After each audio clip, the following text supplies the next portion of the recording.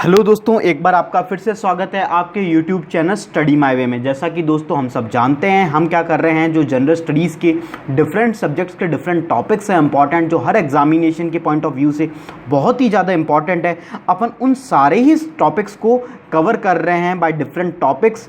जैसे कि अपन ने इंडियाज़ के पासेस कवर कर चुके हैं, अपन ने पॉलिटी की मैं बात करूं तो अपन ने फंडामेंटल ड्यूटीज़ कवर कर ली है, अपन इंडियन हिस्ट्री के अंदर अपन गांधीयन एरा पढ़ रहे हैं। तो दोस्तों अपन ने गांधीयन एरा में पार्ट 1 पढ़ लिया है और आज अपन पढ़ेंगे दोस्तों पार्ट 2। समझ में आई बात? तो अपन ने ये टॉपिक्स कर लिए हैं। तो दोस्तों जिन लोगों ने वो वीडियो नहीं देखे हैं, सबसे पहले वो वीडियो देख लीजिए।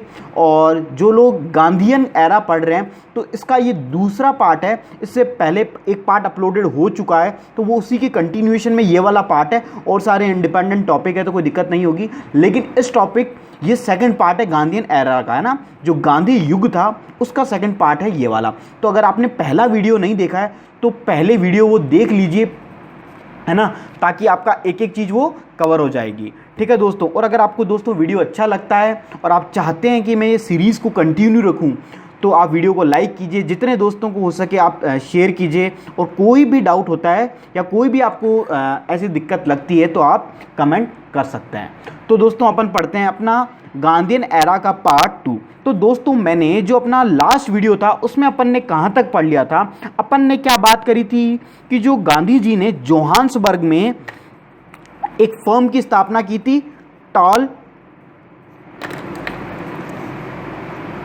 टॉलस्टॉम, यहां तक पढ़ लिया था आई थिंक।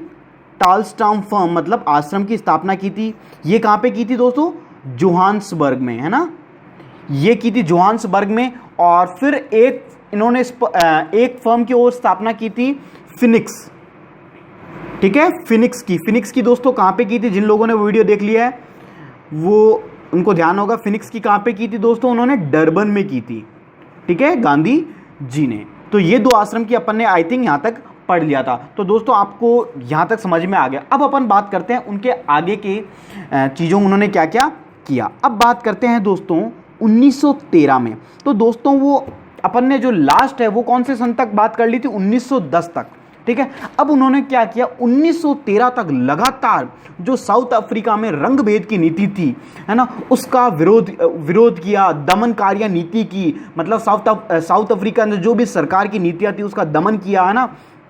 उसके विरुद्ध कार्यक्रम किए, बहुत सत्याग्रह किए। सत्याग्रह में क्या करते थे वो?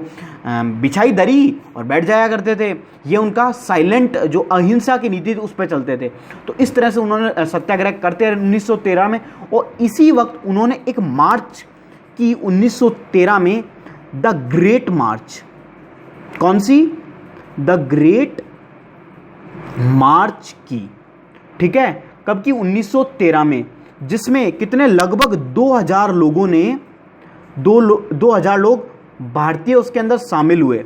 ठीक है, और उन्होंने एक जगह थी साउथ अफ्रीका में, न्यूक्लेंस से नेटाल तक यात्रा की, द ग्रेट मार्च। और अफ्रीकी सरकार को फाइनली अपने सामने झुकना पड़ा, उनके सामने झुकना पड़ा। तो ये ग्रेट मार्च उन्होंने फाइनली 1913 में करी। तो लिखिए 1913, समझ में आई थी जी? तो लिखिए 1913 में रंग भेद नीति तथा दमनकारिया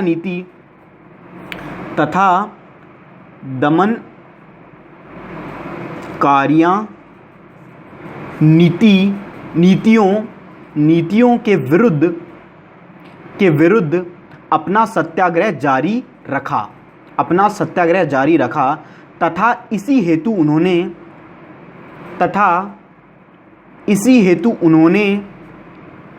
द ग्रेट मार्च किया। ठीक है, जिसमें लगभग 2000 भारतीयों ने न्यूक्लियस से लेकर नेटाल की यात्रा की, न्यूक्लियस से लेकर नेटाल तक की यात्रा की और अफ्रीकी सरकार और अफ्रीकी सरकार को उनके सामने झुकना पड़ा। तो ये बात हुई दोस्तों उनके दक्षिण अफ्रीका की। तो उन्होंने फाइनली दक्षिण अफ्रीका की सरकार को झुका दिया और इस वक्त तक गांधी एक बहुत बड़ा नाम हो चुका था, कोई छोटा मोटा नाम नहीं था गांधी, है ना, बहुत बड़ा नाम हो चुका था। एक समय ऐसा था जब गांधी जी के पास केसेस नहीं थे लड़ने के लिए, ना, और एक समय ऐसा आया जो गांधी बहुत बड़ा नाम होगा। क्यों? क्यों? उनके विचारों से, उनकी मेहनत से, ठीक है, इस तरीके से करते कुछ नहीं थे, ऐसा नहीं कि कोई बड़ी बड़ी जंग लड़ते थे, नहीं, लेकिन वो जिस तरीके से लड़ते, अहिंसा की नीति, वो बहुत बड़ी जंग हुआ करती थी। अब बात करते हैं तो 1913 में ये सब हुआ। फिर फाइनली 1915 में 21 वर्षों के बाद जो गांधी जी थे वो जनवरी 1915 में भारत लौटे, ठीक है। और भारत लौटते ही उन्होंने अहमदाबाद में एक आश्रम था, साबरमती आश्रम की स्थापना की। अहमदाबाद में साबरमती आश्रम की स्थापना की। और अहमदाबाद में कहाँ पे? साबरमती के तट पर किसकी स्थापना की? साबरमती आश्रम की। तो लिखिए, इंपॉर्टेंट पॉइंट करके लिखिएगा इसको। 1915 में 21 वर्षों के प्रवास के बाद 21 वर्षों के प्रवास के बाद जनवरी 1915 में भारत लौटे तथा 1915 में ही अहमदाबाद में साबरमती के तट पर साबरमती आश्रम की स्थापना की। ठीक है दोस्तों। फिर एक बात आती है दोस्तों 1916 की। 1916 में एक विश्वविद्यालय बन रहा था, BHU, that is Banaras Hindu विश्वविद्यालय। बनारस जो अभी भी है IIT BHU है ना, जिसको IIT BHU बना रखा है, पहले उसका नाम क्या था? बनारस हिंदू विश्वविद्यालय। 1916 में उन्होंने बनारस हिंदू विश्वविद्यालय में उद्घाटन भाषण दिया। क्या दिया? यहाँ पे उन्होंने भाषण दिया। तो लिखिए 1916 में बनारस हिंदू, अच्छा रुकिए, ये लीजिए, 1916 में बनारस हिंदू विश्वविद्यालय में उद्घाटन भाषण दिया। ठीक है। अब फाइनली एक पॉइंट और है फाइनल, फिर अपन इनके आंदोलन पढ़ेंगे गांधी जी के। फिर क्या हुआ अगर मैं बात करूं, फिर गांधी जी 1915 में आ गए थे। फिर वो चाहते थे कि अब मैं किसी भी तरह अंग्रेजों को झुकाना है, अब मुझे अंग्रेजों मतलब भारत को आज़ाद कराना और एक उत्तरदायी शासन की स्थापना करवानी है ना, लोकतंत्र की स्थापना करवानी है। तो उनको क्या कहा उन्होंने, उनको दक्षिण अफ्रीका में बहुत अच्छी वो मिली, लेकिन उनके जो राजनीतिक गुरु थे, गोपाल कृष्ण गोखले।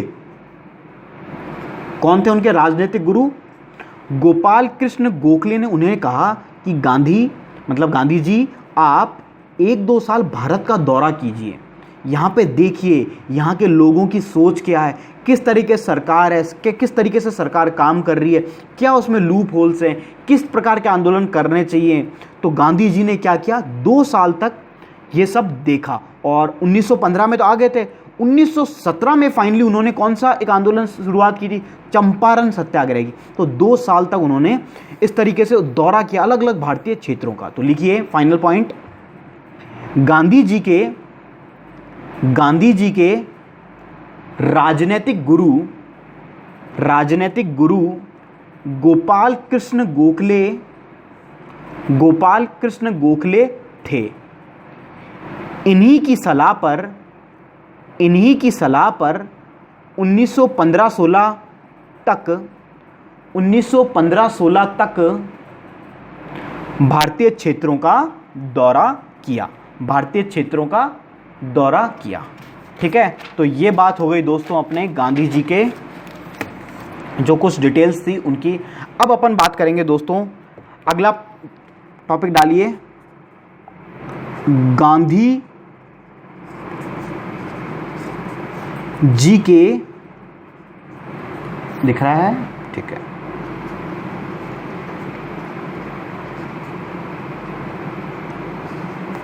गांधी जी के आंदोलन। तो पहला उनका आंदोलन था दोस्तों चंपारण सत्याग्रह। कब किया? 1917 में, 2 साल दौरा किया और फिर फाइनली अब क्या हुआ दोस्तों, गांधी जी ने, अब क्या हुआ, सबसे पहले अपन बात करेंगे कारण की। क्या हुआ कि 1917 तक गांधी जी, नाम तो काफ़ी बड़ा था ही, तो सब चाहते थे कि गांधी जी हमारे इस आंदोलन में हिस्सा लें, है ना, हमारे इस आंदोलन से जुड़ें। तो क्या हुआ, बिहार में, बिहार के अंदर क्या था कि एक चंपारण जगह थी, तो वहाँ पे क्या किया जा रहा था कि एक पद्धति थी, वहाँ के जो किसान थे, 3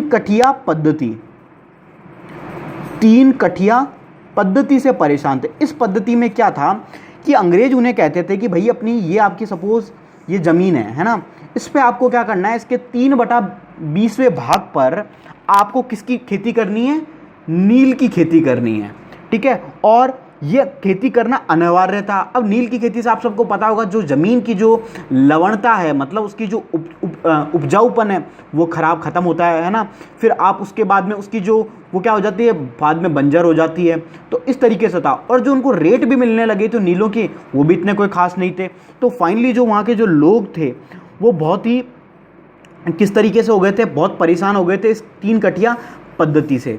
तो वो वहाँ पे अपने लेवल पे छोटे छोटे कर रहे थे मतलब कोई भी आंदोलन, लेकिन जब तक कोई बड़ा नाम नहीं जुड़ता तब तक वो कोई आंदोलन नहीं होता, है ना। इसी तरह आप आजकल भी देखते होंगे।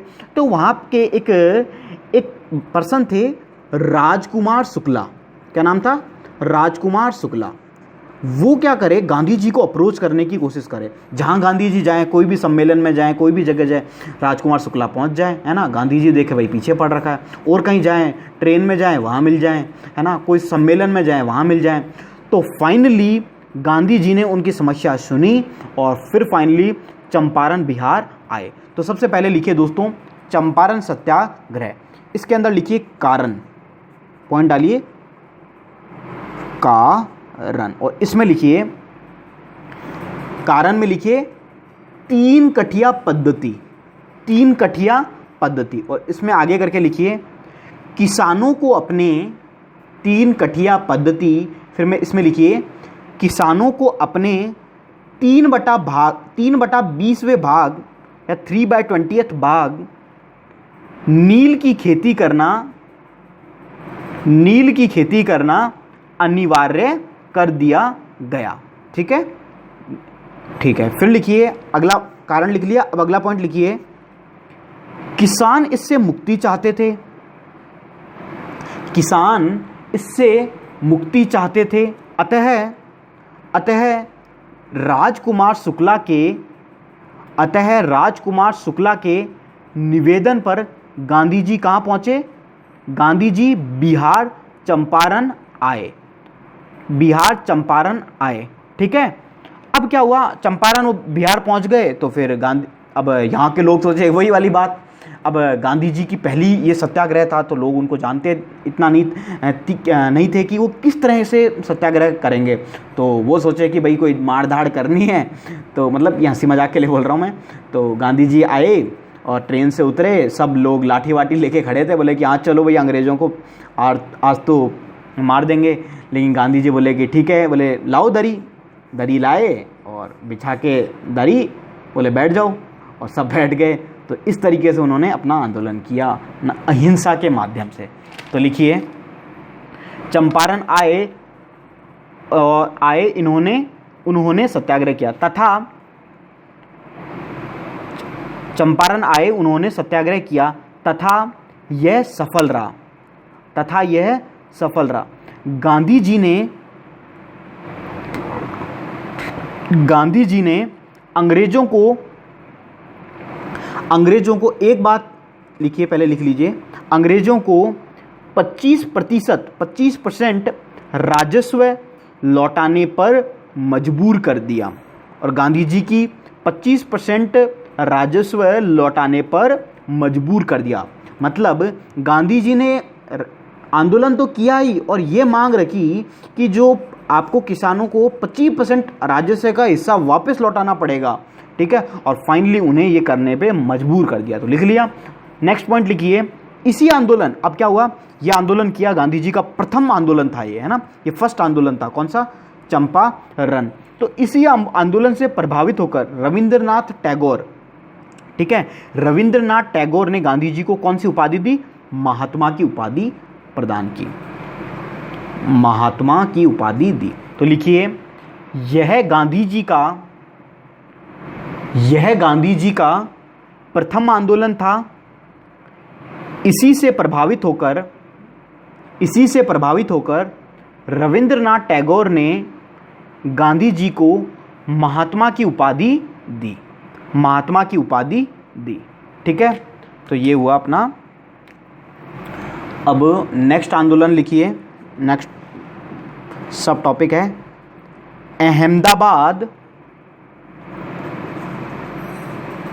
अहमदाबाद मील मजदूर आंदोलन, मील मजदूर आंदोलन, ठीक है। 1917 में कौन सा क्या? चंपारण। और अगर इसकी डेट की बात करूं तो ये क्या दोस्तों? 1918 में। दिख रहा है आपको? ठीक है। अब देखिए, अब क्या हुआ, 1917 का चीज़ें हुई समाप्त, चंपारण को, अब गांधी जी, अच्छा खासा नाम। अब क्या हुआ कि अब सबसे पहले देखते हैं इसका कारण क्या था कि अहमदाबाद के अंदर जो कुछ अमीर वर्ग व अंग्रेज क्या करते थे, वहाँ पे मिलें चलती थी, काफ़ी सारी फैक्ट्रियाँ चलती थी। तो क्या हुआ, 1918 के अंदर फ्लैग महामारी फैली, ठीक है, फ्लैग महामारी फैली। तो फ्लैग महामारी फैली तो लोगों ने आना बंद कर दिया, वहाँ के मजदूरों ने, मतलब फैक्ट्रियाँ बंद हो गई, नुकसान होने लगा। तो जो मील मालिक थे उन्होंने क्या कहा, अंग्रेज़ों ने, कि आप इस महामारी में काम करिए, हम आपको 70% बोनस देंगे। जैसे अभी सिनेरियो की बात करूं, जैसे अपना अभी कोरोना अपने इंडिया में आया, बहुत सारी फैक्ट्रीज बंद हो गई, लोग आए नहीं, तो इसी तरीके से सपोज कहा जाए कि आप आइए, हम आपको 70% बोनस देंगे, है ना। तो इसी तरह अंग्रेज़ों ने कहा कि आप मजदूरों को कहा कि आप काम करिए, हम आपको 70% बोनस देंगे आपकी तनख्वाह पे। तो अब क्या, गरीब लोग होते हैं, एक तनख्वाह पे जीने वाले लोग, तो उन्होंने सोचा चलो ठीक है कि भैया तनख्वाह ज़्यादा मिलेगी, 70% बोनस मिल रहा है, जान तो क्या है, काम कर लेंगे किसी भी तरह। तो उन्होंने मेहनत से काम किया और फाइनली 70% बोनस का कहा, और फिर महामारी ख़त्म हो गई। अब महामारी ख़त्म हो गई तो क्या कहा गया, फिर उनको कहा गया मजदूरों को कि अब हम आपको 70% नहीं दे सकते, कितना देंगे? सिर्फ 25%। तो इसी से जो मजदूर थे वो लोग भड़क गए। तो बात समझ में आई, कारण क्या था कि आंदोलन का मुद्दा क्या था। तो लिखिए, पहला पॉइंट लिखिए, यह आंदोलन भारतीय व अंग्रेजी कपड़ा मिल मालिकों, भारतीय व अंग्रेजी कपड़ा मिल मालिकों के खिलाफ था, अंग्रेजी कपड़ा मिल मालिकों के खिलाफ था। कारण लिखिए,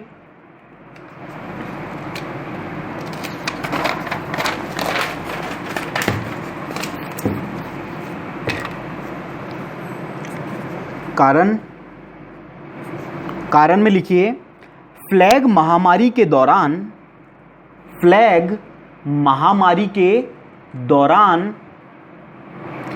मिल मालिकों ने भारतीय मजदूरों को उनके वेतन का 70% बोनस देने का वादा किया, मतलब वादा किया, हिंदी में वायदा लिखते हैं ना, या वादा लिख लीजिए, वायदा 70% बोनस देने का वायदा किया था। परंतु महामारी समाप्त होते ही वह इस बात से मुकर गए, वह इस बात से मुकर गए तथा 25 नहीं है दोस्तों, 20% है ना, सॉरी गलती से मैंने 25% बोल दिया, तथा 20% बोनस देने की बात कही, तथा 20% बोनस देने की बात कही। ठीक है दोस्तों, तो ये बात हुई अपने कारण की। अब बात आती है तो फिर फाइनली गांधी जी को अवगत कराया गया कि इस तरीके से कुछ मजदूरों के अधिकारों का हनन हो रहा है। तो फिर फाइनली वो कहाँ आए, अहमदाबाद आए, और अहमदाबाद में वही उनका एक ही सीन, लोगों को बोले लाओ दरी बिछाओ और बैठते हैं, और बैठ गए धरने पे। तो ये इनका धरना सा रहता था। और फाइनली जो अंग्रेज़ सरकार थी उनको झुकना पड़ा। अंग्रेज़ों ने कहा नहीं, हम तो 70% नहीं दे सके। तो गांधी जी ने कहा ना तेरा ना मेरा, आप तो इतना दे दीजिए, और मज़दूरों को भी खुश कर दिया। तो अंग्रेज़ों ने भी सोचा चलो भाई ठीक है। तो फाइनली 35% देने पे जो मिल मालिक, अंग्रेजी मिल मालिक थे, वो राजी हो गए। तो लिखिए, गांधी जी की मध्यस्थता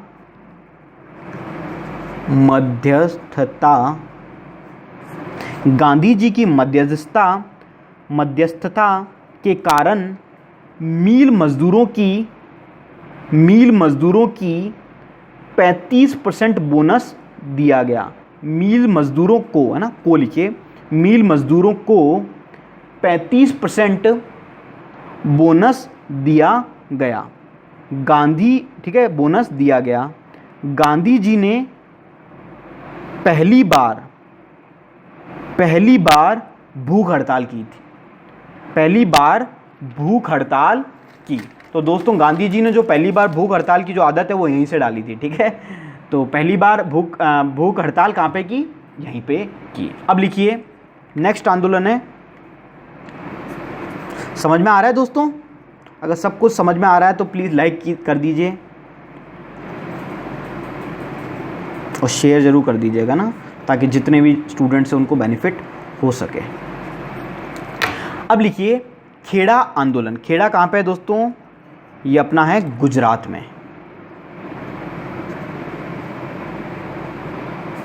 खेड़ा गुजरात। अब देखिए, अब क्या हुआ, खेड़ा गुजरात में एक अकाल पड़ा, है ना।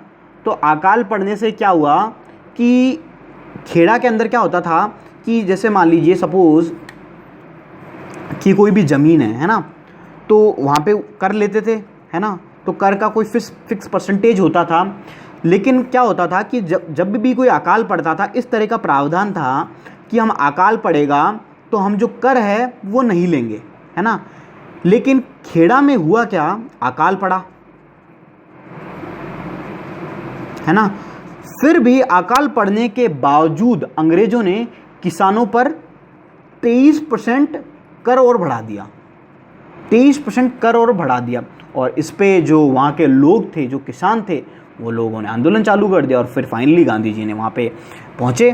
तो इसी से संबंधित था ये खेड़ा आंदोलन। तो लिखिए, खेड़ा गुजरात में अकाल पड़ा। खेड़ा गुजरात में अकाल पड़ा, परंतु अंग्रेज़ों ने किसानों पर 23% कर, परंतु अंग्रेज़ों ने किसानों पर 23% कर और बढ़ा दिया, 23% कर और बढ़ा दिया। ठीक है, तो ये बात हुई इतनी। अब देखिए फिर क्या हुआ, गांधी जी आंदोलन किया, और गांधी जी ने जो गरीब किसान थे उनका फाइनली क्या शर्त रखवाई और आंदोलन क्या हुई, चटाई बिछाओ और आंदोलन चालू। और फाइनली अंग्रेज़ों से क्या करवा दिया, उनका जो गरीब किसान थे, गांधी जी ने देखिए दिमाग से खेला कि भाई जो गरीब किसान थे उनको कर नहीं देना होगा, है ना। अंग्रेज़ों से ये बात मनवा दी। और जो सक्षम किसान हैं वो कर देंगे। तो अब देखिए तो गरीब किसान है उसने तो चलो दिया ही नहीं, काम ही खत्म। अब जो सक्षम थे, अब जैसे किसी के पास अंग्रेज लेने जाते, भाई यार तू तो सक्षम है, बोले साहब मैं तो गरीब हूँ, मैं कहाँ से दूँ, मेरे तो खुद खाने के लाले पड़े हैं। तो अंग्रेजों ने ये शर्त रखवाई कि सक्षम किसान दे देंगे। गांधी जी ने भी कहा हाँ ठीक है, जो सक्षम है आप उनसे ले लीजिए। अब जिस सक्षम के पास जाते वो तो कहते मैं खुद ही गरीब हूँ, तो फाइनली किसी ने नहीं दिया। तो ये काम तो लिखिए, इस पर, इसी में लिखिए, इस पर गांधी जी ने आंदोलन किया और गरीब किसानों का राजस्व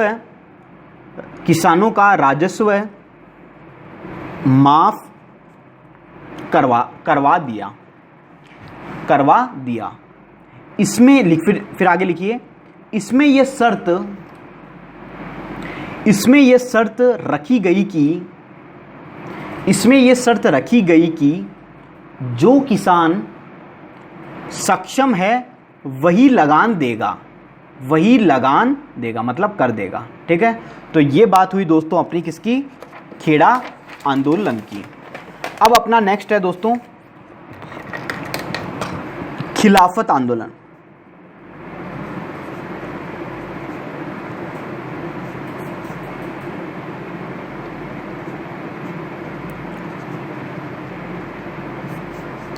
खिलाफत आंदोलन 1919 से 1922 तक चला।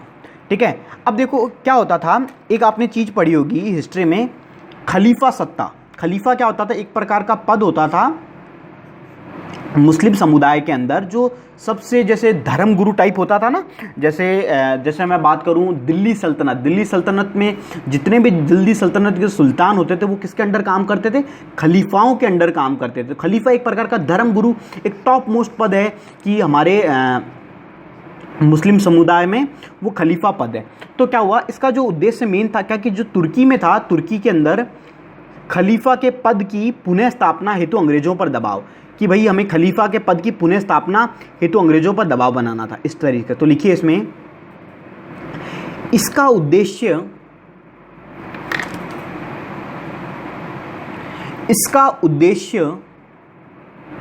तुर्की में खलीफा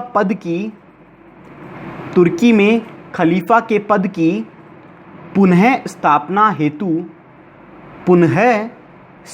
हेतु अंग्रेजों पर दबाव। ठीक है, अंग्रेजों पर दबाव, ये पहला पॉइंट हुआ। अब दूसरा पॉइंट लिखिए, अंग्रेजों द्वारा भारतीय मुसलमानों के विरुद्ध,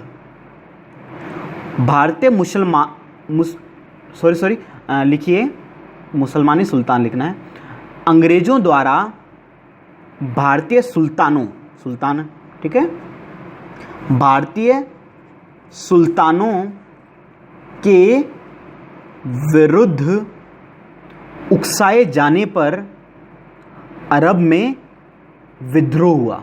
ठीक है, विद्रोह हुआ, अंग्रेजों ने क्या कर दिया, भारतीय सुल्तानों के विरुद्ध उकसाए जाने पर अरब में विद्रोह हुआ। ठीक है, इससे भारतीय मुसलमानों की भावनाएं आहत हुई। तो सीधी सी बात है कि मुसलमानों की भावना आहत हुई। ठीक है, तो ये बात हुई। तो अब क्या हुआ, 1919 से चालू था। 1922 में एक चीज़ ये हुई कि वहाँ पे एक पर्सनैलिटी थी मुस्तफ़ा कमाल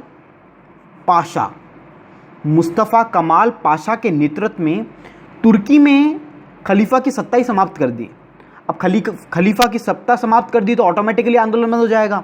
ठीक है, तो खलीफा की सत्ता जो थी वही समाप्त कर दी गई। तो लिखिए 1922 में मुस्तफ़ा कमाल पाशा के नेतृत्व में तुर्की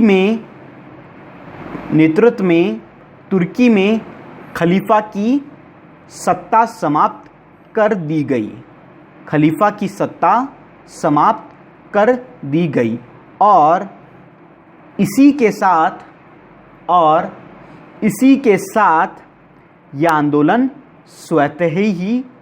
स्वतः ऑटोमेटिकली ही समाप्त हो गया। तो ये बात हो गई अपनी खलीफत आंदोलन की। अब अपना नेक्स्ट जो आंदोलन आता है दोस्तों वो है असहयोग आंदोलन। ठीक है, असहयोग आंदोलन। इसकी डेट की मैं बात करूं तो 1920 से लेके 1922 की। अब सबसे पहले बात आती है कि आंदोलन हुआ क्यों। असहयोग आंदोलन का मतलब आप समझ रहे हो, मतलब सहयोग नहीं करना, सहयोग नहीं करना। अब सहयोग किसका नहीं करना? अंग्रेजी हुकूमत का सहयोग नहीं करना। मतलब भाई हम अंग्रेजी सरकार की कोई बात नहीं मानने वाले, उनके राजनीतिक चाहे सांस्कृतिक चाहे उनके उद्योग चाहे उनकी आर्थिक चाहे उनकी अर्थव्यवस्था चाहे, हम किसी में सहयोग नहीं करेंगे। ये था असहयोग आंदोलन, पहली बात। अब सबसे दूसरी बात आती है कि ये किया क्यों गया। दोस्तों गांधी जी 2 एक्ट आए थे। एक आया था रॉलेट एक्ट व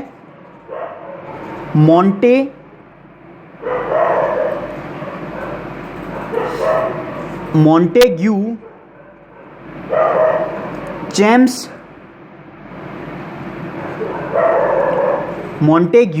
रॉलेट एक्ट और Montagu Chelmsford Act. Rowlatt Act में क्या था कि रॉलेट एक्ट में क्या था कि बोले कि अगर कोई भी बिना कार्रवाई के हम सीधा क्या करेंगे, जेल में डालेंगे अगर कोई भी दंगे फसाद किए। मॉन्टेग्यू चेम्सफोर्ड में क्या था कि ये 2 प्रकार की ये एक प्रकार की जो क्या बोलते हैं 1919 का अधिनियम था, उसके रूप में आया गया। 1919 में क्या था, 1919 के अधिनियम के नाम से इसको लाया गया। इसमें क्या था कि जो मॉन्टेग्यू थे ये तो क्या थे, भारत सचिव के पद पे थे उस वक्त, भारत सचिव, और चेम्सफोर्ड क्या थे, वायसराय थे। तो इन दोनों के नाम पे इस कमेटी का नाम रख दिया। इसमें क्या था कि अलग अलग चीज़ें इन्होंने बताई थी कि हम द्वैध शासन देंगे, द्वैध शासन को समाप्त करके एक केंद्रीय शासन देंगे और हम भारत के अंदर उत्तरदायी शासन स्थापित करने वाले हैं। लेकिन जब उसको पढ़ा गया अच्छी से तरीके से देखा था, जो गांधी जी को जो चीज़ें थी वो रास नहीं हुआ है, तो उनको आहत हुई। रॉलेट एक्ट में था कि भाई सीधा जेल में डाल रहे हैं, और मॉन्टेग्यू चेम्सफोर्ड इस तरीके का अधिनियम था। तो इससे बड़ी आगे तो गांधी जी ने अंग्रेजों के खिलाफ पुनः एक कौन सी आंदोलन चालू कर दिया, असहयोग आंदोलन। तो समझ में आया, जो उसका मेन रीजन था वो यह था। तो लिखिए, गांधी जी को रॉलेट एक्ट व मॉन्टेग्यू, ये जो दोस्तों जो एक्ट्स हैं ना, स्पेशली पॉलिटिक्स में पढ़ाए जाते हैं, वैसे स्पेशली पॉलिटिक्स में।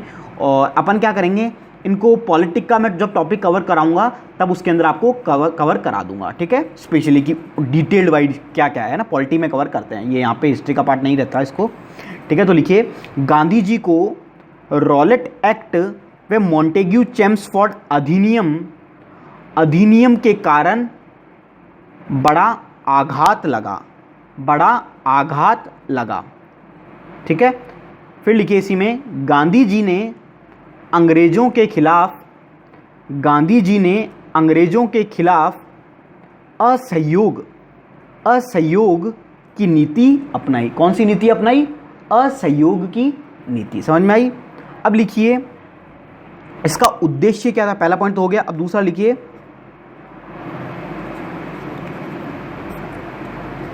उद्देश्य। तो इसका उद्देश्य क्या था, अभी मैंने बताया। लिखिए, ब्रिटिश भारत की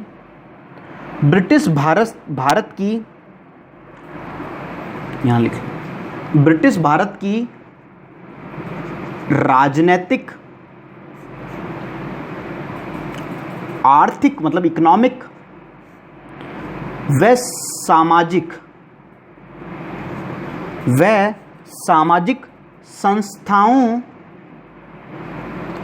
संस्थाओं का बहिष्कार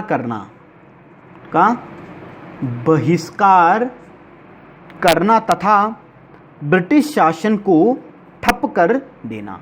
ब्रिटिश शासन को ठप कर देना। ठीक है, तो दोस्तों आज के वीडियो में अपन इतना ही रखते हैं। असहयोग आंदोलन थोड़ा सा और बचा है, ज़्यादा नहीं है ना, तो उसको अपन उसमें कंप्लीट कर लेंगे। और आई होप दोस्तों ये आपको वीडियो अच्छे लग रहे होंगे। और दोस्तों अगर अच्छे लग रहे हैं तो लाइक तो करना ही है, और एक चीज़ करनी है आपको, इन वीडियोस को शेयर करना है। इससे क्या होगा कि ज़्यादा लोग जुड़ेंगे, ज़्यादा कम्युनिटी होगी, और उससे आपका ही फ़ायदा होगा, और एक अच्छा अपना सोशल प्लेटफॉर्म क्रिएट होगा जिससे हम सभी स्टूडेंट्स के लिए फ़ायदेमंद होगा। तो आई होप आप सब ऐसा करेंगे। Thank you for watching our video.